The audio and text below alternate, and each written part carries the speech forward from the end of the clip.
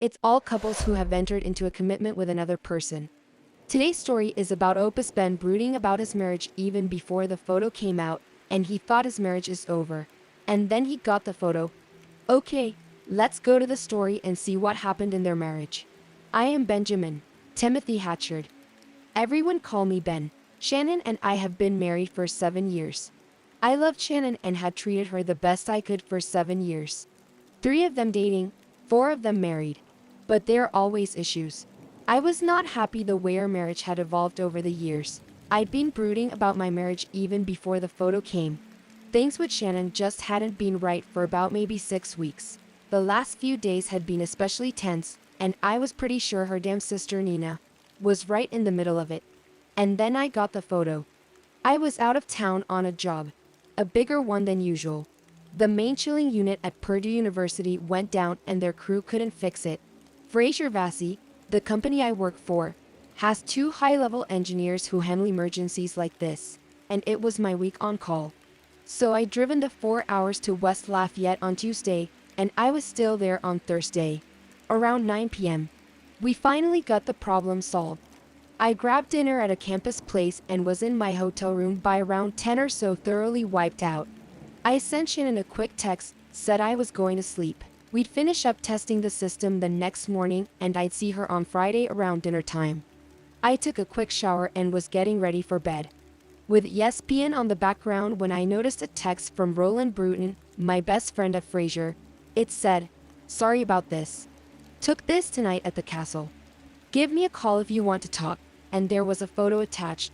It was of a couple in a restaurant at a table for 2. They were leaning forward towards one another, their elbows on the table, their 4 hands clasped together between them, their eyes focused intently on each other. The woman was my wife, Shannon. The guy was Eric Chesterton, one of her co-workers at the OSU library. I'd never liked Eric, who was a kind of nerdy guy, but I certainly hadn't suspected him of ducking my wife. For that matter, I'd been worried about me and Shannon lately, but never dreamed she'd been screwing some other guy. I knew if I just sat there, I'd only get more and more furious. So I turned off the TV and called Roland. "Hey, Ben," he said, "sorry to mess up your Thursday night."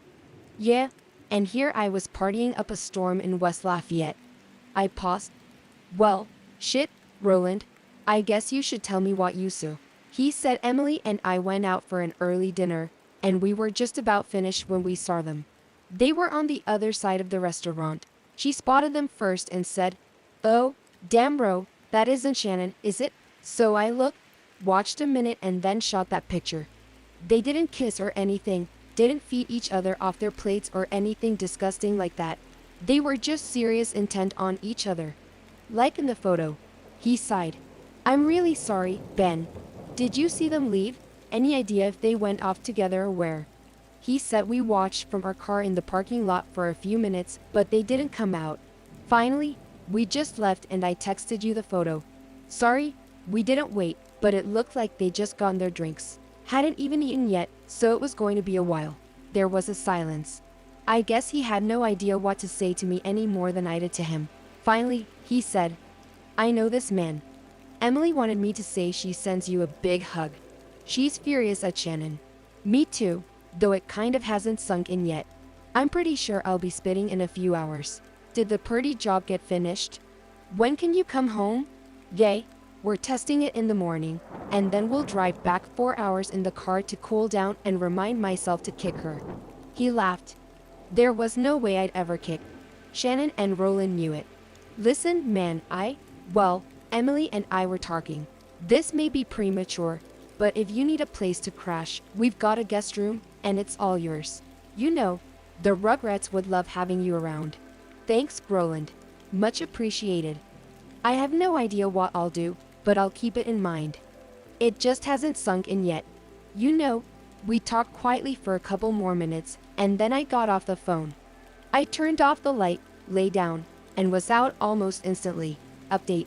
No, marriage is perfect, right? As I said, I loved Shannon and had treated her the best I could for 7 years. 3 of them dating, 4 of them married. But there are always issues.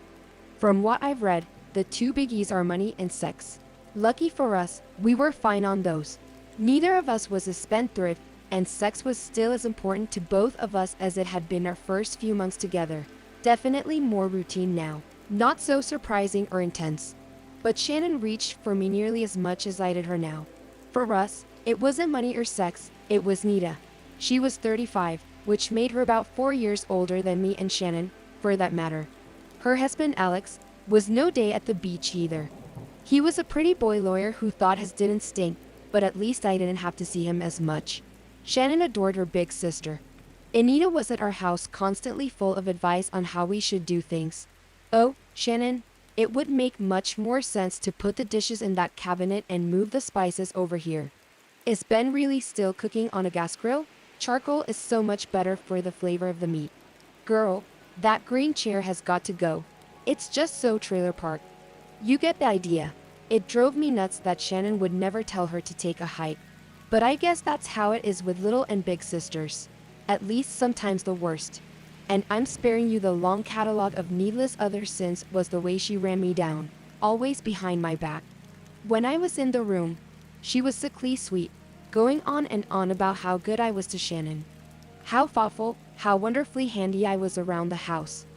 Alex couldn't even change a light bulb, etc. But I'd heard her more than once putting me down when she thought I was somewhere else. Once she was having coffee with Shannon in our kitchen, and I quietly came in the back door from a run. Shannon, you know I love you, baby, but Ben is da-da-da. Well, he's just a bit crude. Nowhere near as handsome as Christopher or even Tom. He's got a college education. So what is he doing? Working with his hands? Honestly, you could have done so much better. I couldn't believe it. And we'd been married nearly 2 years at the time. Nita is still bringing up Shannon's old boyfriends. Another time I overheard her say literally, "You're certainly not going to have children with him, are you?" And 5 minutes later, there she was, smiling into my face and saying, "Hey, Ben, Shannon and I were just gossiping about what a great husband she has." Ducking Bish, as you can imagine. Shannon and I had had our share of arguments about it. She reassured me, but she never did anything to stop it. "Baby, Need is not that bad. Really, she's fond of you. I just let it go in one ear and out the other. You're certainly not going to have children with him." How can you let her talk like that? I was pacing the bedroom, furious. I seriously thought I was going to lose my mind. Honey, she's just blowing off steam. She loves you. She just likes to, I don't know, stir things up. It doesn't mean a thing. That fight was one of her worst. I spat out a few choice words, stormed out of the house and was gone for 6 hours, mostly spent bitching to my friend Raphael, the bartender at Bob's. When I got